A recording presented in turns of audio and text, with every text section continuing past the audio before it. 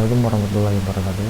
Perkenalkan, nama saya Muhammad Ilham Habli, NIM A11 2017 417.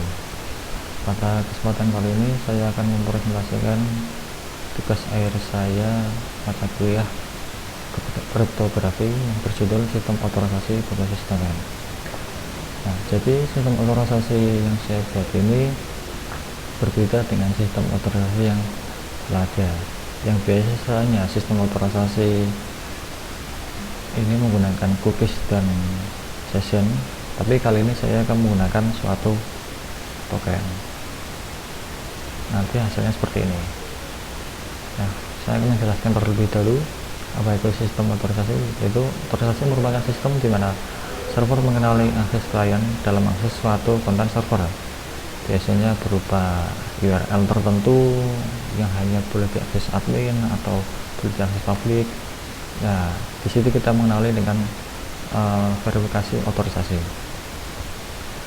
Nah, dan mengidentifikasi user, apakah user ini sama dengan user yang telah login, dan apakah user ini boleh mengakses URL tertentu. Nah, cara kerja yang pada sistem token ini adalah token nantinya akan disisipkan pada header. Contoh, kita akan mengakses URL/netout di mana menggunakan metode get. Nah, pada Postman ada fasilitas authorization ini nanti akan dimasukkan ke suatu header dari request HTTP. Apabila kita melaksanakan request tanpa menggunakan token, nantinya akan mengeluarkan message unauthorized, yang artinya tidak mempunyai akses atau tidak terotorisasi. Nah, gimana caranya supaya terotorisasi? Kita harus mendapatkan token terlebih dahulu. Bagaimana cara mendapatkan token? Kita akan melaksanakan login. Login di sini menggunakan requirement username dan password. Di mana sistem akan mencocokkan atau mengautentikasi terlebih dahulu data ini yang nantinya akan mendapatkan keluaran berupa token. Nah, token ini memiliki strukturnya yaitu adalah yang pertama, strukturnya itu dipisahkan dengan titik. Yang pertama itu merupakan IV atau initialization vector, merupakan angka acak yang digunakan dalam kombinasi pada kunci rahasia. Nah, di sini saya menggunakan IV dalam memperkuat enkripsi ICE Cipher. Nah, jadi di sini saya akan mengimplementasikan enkripsi ICE. Yang kedua itu pilot data. Pilot data itu merupakan data yang dienkripsi. Nah, pada token ini saya menggunakan encoding berupa base64. Nah, untuk cara kerja enkripsinya terlebih dahulu saya menjelaskan. Jadi ini merupakan codingan awal saya sebelum diimplementasikan menjadi suatu web service. Ketika kita akan mengenkripsi suatu data. Nah, di sini saya menggunakan Node.js sebagai bahasa pemrogramannya dan menggunakan framework atau library yang berasal dari Node.js itu sendiri, yaitu Crypto.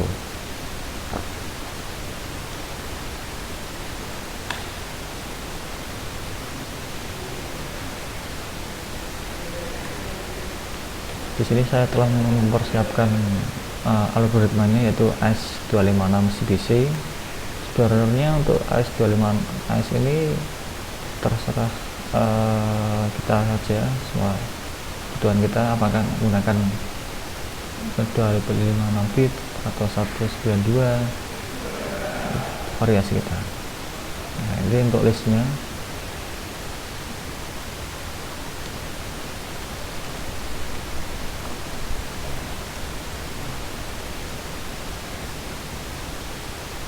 ada AES128, AES192,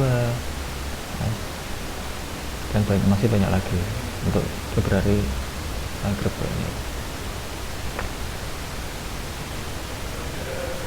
Nah, untuk SBC ini merupakan varian dari algoritma yang disediakan oleh Node.js. Nah, kemudian pada framework kripto, untuk menciptakan suatu chipper AES, kita memanggil metode create chipper IV. Sebetulnya ada juga yang tanpa IV, tapi dia telah terdeprecated atau package-nya itu tidak disarankan untuk digunakan lagi. Nah, strukturnya itu kita mempunyai 3 parameter, yaitu kita harus menggunakan algoritmanya apa, kemudian key-nya, dan IV. Nah, untuk key-nya ini saya buat sebagai istilahnya secret key. Secret key ini dibuat kita melaksanakan hashing terlebih dahulu pada data. Nah, data ini diambil dari semacam file config yang telah saya siapkan. Nah, terlihat di sini secretnya menggunakan kata kondisi. Kita akan meng-create hash-nya menggunakan SHA-256 dan kita masukkan data stringnya.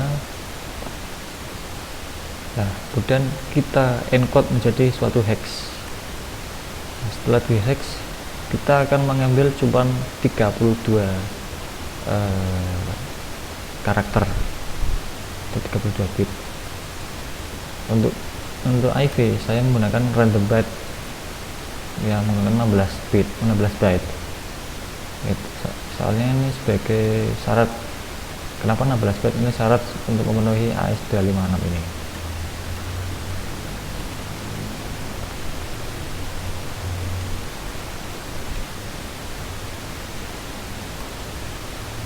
Nah, ketika kita akan jalankan, key berbentuk suatu kita encode menjadi suatu hexa. Dan IV juga datanya seperti ini. Nah,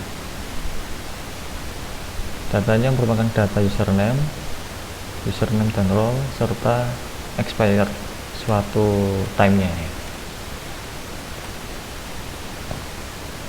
Setelah kita melakukan create chipper IV, di sini cuma kita menggunakan create chipper ya, bukan belum memasukkan datanya.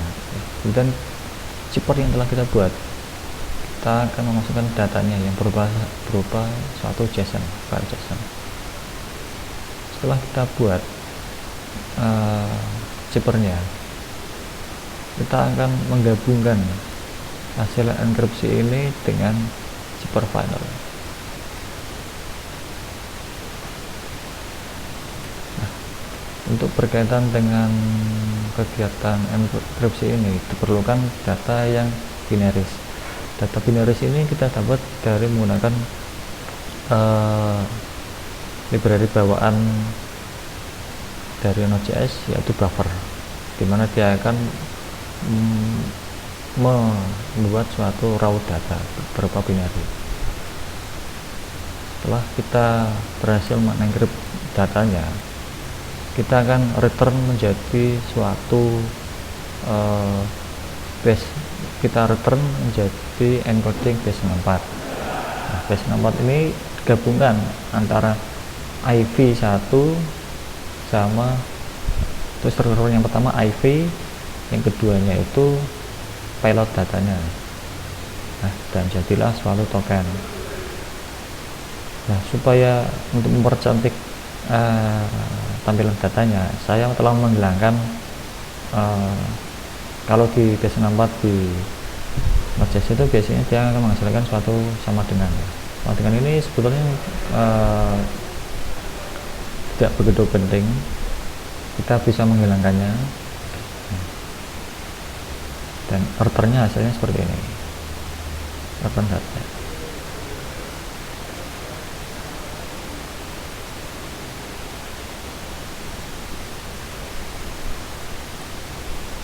Nah, untuk melakukan decryption cukup mudah, kita hampir sama prosesnya dengan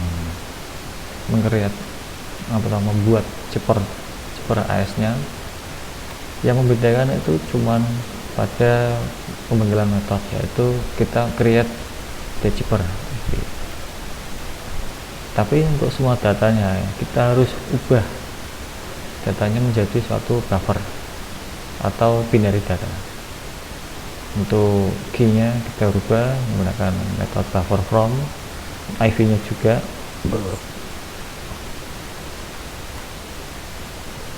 Nah, setelah itu kita akan melaksanakan decoding menggunakan update. Nah, untuk parameter terakhir ini yaitu merupakan parameter sebagai pengenalan bahwa data yang kita masukkan itu encodingnya berupa apa. Nah, biasanya untuk tulisan seperti ini kan kita menggunakan UTF-8, kita ganti menjadi base64 sesuai hasil token kita. Setelah itu sama kita buffer concat, gabungkan decrypted sama final, lalu datanya kita settingan string supaya enak bacanya. Nah, sisi otorisasinya itu gimana? Jadi ketika kita memverifikasi suatu token, kita akan memverifikasi terlebih dahulu date-nya, apakah setelah melewati batas apa belum. Kita akan contohkan menggunakan web service yang telah kita buat. Kita akan melakukan npm run start. Nah, untuk service ini saya menggunakan framework Express.js ya. Di sini bisa kita lihat ada 3 URL yang telah kita buat, yaitu resource, /out dan / itu sendiri. Kita ke root. Pada / biasa atau / utama index, ketika kita akses menggunakan metode get, halaman ini boleh diakses tanpa menggunakan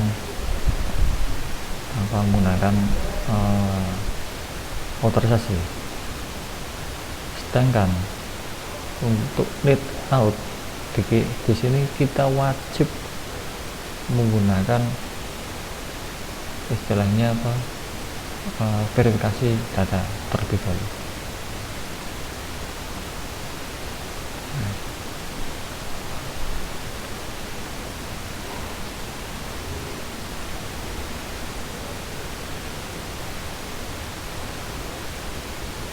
Kalau tanpa menggunakan otorisasi akan keluar message seperti ini, unauthorized. Nah, kita menggunakan verification yang kita telah buat sebelumnya, karena di Postman ada fasilitas history, jadi kita nggak perlu nah, kita dapat dilihat bila kita menggunakan token lama, dia akan terlihat expired. Di konsol juga terdapat peringatan atau hasil printnya untuk selisih waktunya berapa.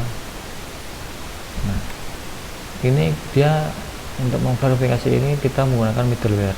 Jadi sebelum data kita menggunakan URL ini, kita akan otorisasi terlebih dahulu apakah header request ini terdapat otorisasinya atau tidak. Nah, terdapat. Kalau tanpa otorisasi, tanpa token, kita akan merespon unauthorized. Apabila ada, kita akan memverifikasi tokennya terlebih dahulu apakah expired atau belum.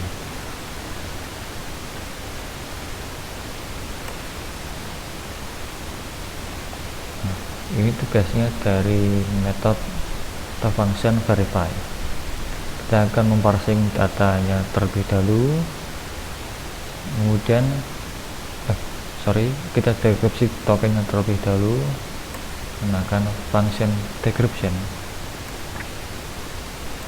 Yang selanjutnya kita akan mengoutputkannya dan ditangkap menggunakan middleware verify. Apabila status menunjukkan bahwa si out ini apakah expired atau belum, kalau selisihnya kurang dari 0 maka dia expired dan statusnya false.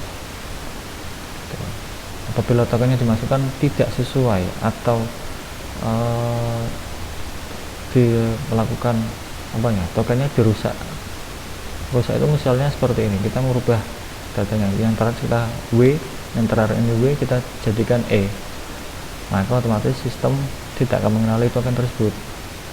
Yang terjadi apa?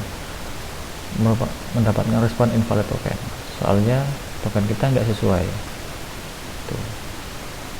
Apabila sesuai, token akan diterima, namun dari expire time-nya setelah expire kita harus melakukan login ulang terlebih dahulu. Untuk expire tokennya saya menggunakan waktu 30 detik. Tekan coba, kita mendapatkan token baru. Selanjutnya token ini kita masukkan ke Postman, kita mengakses URL network.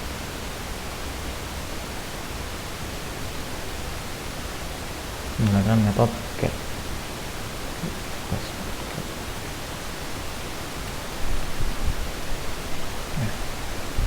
Terdapat respon seperti ini. Kayaknya sepertinya ada yang kesalahan. Kalau ekspektasi saya seharusnya dia menggunakan respon JSON ini, namun kayaknya sepertinya pada verify dia diintercept oleh verify tersebut. Kita ganti respon resultnya JSON menjadi next di sini maksudnya adalah apabila kita berhasil maka kita akan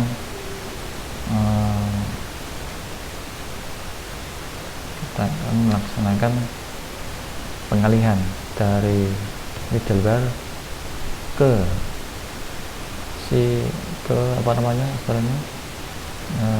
respon utama dari /net. Kita ulang servernya, kita nyalakan lagi.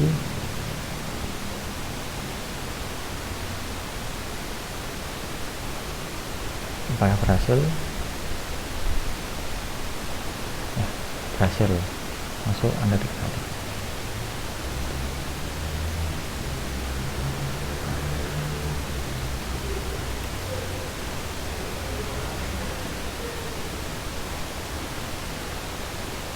Itu manfaatnya adalah dengan menggunakan token ini kita tidak perlu lagi menggunakan otorisasi yang tipe lawas, yaitu menggunakan cookies ataupun session, dimana cookies itu memberatkan si klien ataupun session itu memberatkan ke server. Untuk tokennya ini kita cukup biasanya pada website modern dia menggunakan istilahnya JWT ya. Sistem yang saya buat ini juga berdasarkan JWT, namun saya modifikasinya adalah pada strukturnya, dimana ada header dan payload data, saya ganti menjadi IV dan payload data sehingga lebih ringkas. Dan harapannya supaya sistem otorisasi ini tidak terlalu ribet dan pembuatannya juga cukup mudah, soalnya library serta framework yang telah disediakan di internet telah banyak. Saya menggunakan framework tools yang cukup terkenal yaitu Node.js, Express, dan Postman. Sekian penjelasan dari saya. Apabila ada kekurangan mohon maaf. Nah, jujur saja soalnya berbicara tanpa audiens itu agak sulit Pak. Terima kasih. Itu pesan dari saya Pak. Bila ada, assalamualaikum warahmatullahi wabarakatuh.